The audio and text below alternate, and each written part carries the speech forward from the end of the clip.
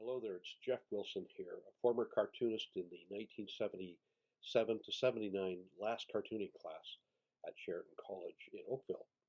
I'd like to talk to you today about the last issue of Gamut that was published at Sheridan College that I was very fortunate enough to have a piece of work in this particular issue.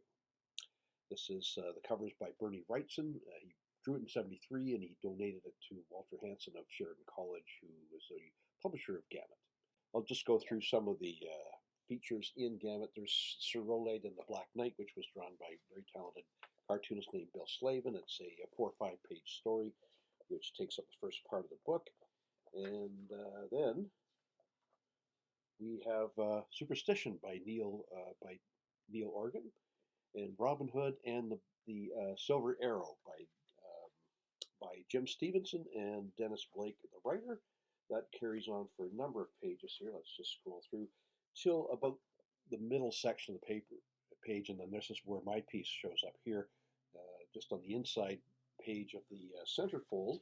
Lovely centerfold by a cartoonist named Ron Hobbs, and we use this as a yearbook. This particular issue, I have several other copies that don't have that.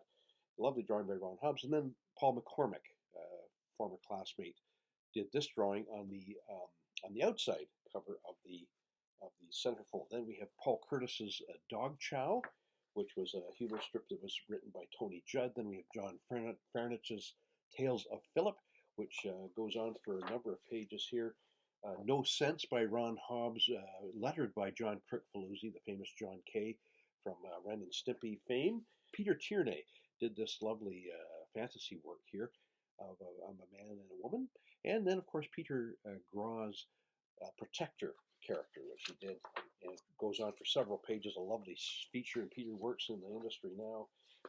He has a 7-page feature. And then, of course, Keith Milne's The Great Milano, the inside back page, and Steve Robinson's fantasy piece here on the inside of the back. And, of course, Jim Stevenson's great little piece here, the eternal zooming in to the guy, which I love.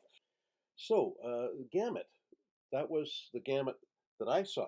The Gamut that actually did get out to publishers was another one entirely. It's subtle differences, and I will get to that in just a minute. We've already gone through the strips that were in that particular issue, except for that where my cartoon would have appeared on the inside centerfold. This piece by Walter Hanson shows up. This was the one that went out to syndicates and publishers in New York, and a special edition was made. And this is a centerfold replacing Ron Hobbs' centerfold, and this replaces Paul McCormick's drawing. So there was a special edition, kind of a bootleg edition, if you will, that went out to publishers. I don't know how well Walter did from it, but he obviously was trying to make sure he got himself a job in the industry if some of us had to be sacrificed.